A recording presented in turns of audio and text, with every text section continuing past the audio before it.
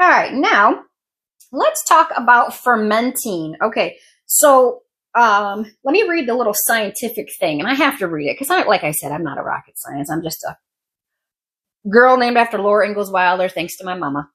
So lactofermentation is the process of taking beneficial bacteria. I know that word bacteria can scare people, right? But this is beneficial bacteria that are naturally occurring, just like the wild yeast in the air. It's naturally occurring on vegetables and converting them to lactic acid.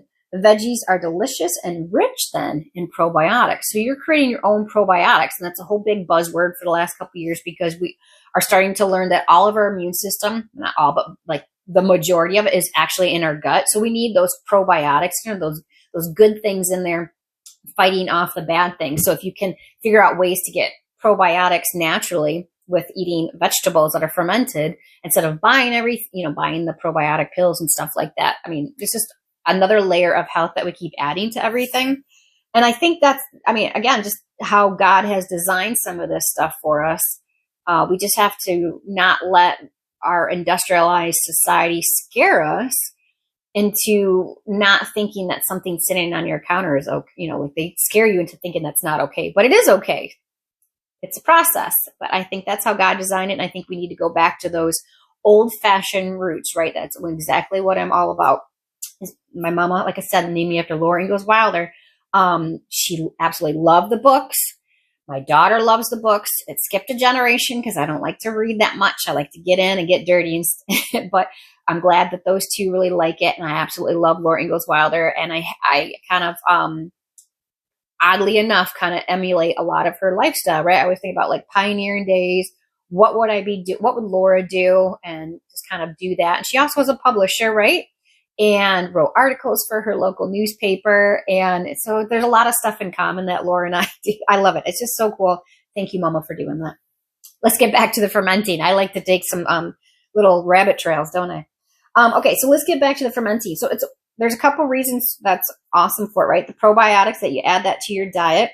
You get to extend your harvest as well. Still down in my fridge, we have fermented onions that you can put on burgers, or, what else do we do with it? We just put them on burgers. Oh, sandwiches, all kinds of stuff. Okay. So fermenting is also simple because you are literally just using salt and water. And on the resource page, I'll put some of my favorite recipes, which is the carrot sticks that I like to do from carrots from our garden. And then the kids eat them. They eat 1 or 2 a day. And then a simple salsa as well. So you basically just take your veggie. You make a certain brine ratio, which is listed on those recipes. And you just make sure that the vegetable is down below the water because that's where the mold might show up, is up here. So you just got to keep them down with some fermenting lids or a bag with some rocks in it. Just make sure it's in a bag just to keep it below.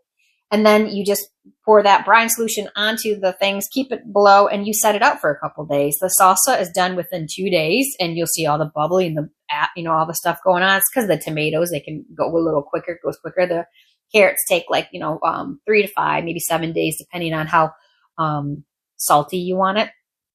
At that point, you then put it in the fridge and you store it in your fridge. So you just have it on your counter for a couple of days. It ferments it, and then you go ahead and put it in your fridge. So again, it's very simple, and it's a great way to be able to extend your harvest and then add in that have like a freshness still, even all winter long, when the carrots are still there, the onions or the sauce or whatever like that is still there. And there's a lot of different fermenting recipes out there that you can certainly go and search for. We just happen to I like to do the onions, the salsa, and the carrots. I've done the cucumbers before, and they were absolutely disgusting. So, but you do you, boo. Okay. So that is fermenting in a very quick nutshell, but it's so simple. Again, you just need that jar, some salt, water, and your vegetable, and there you go. You got fermented vegetables.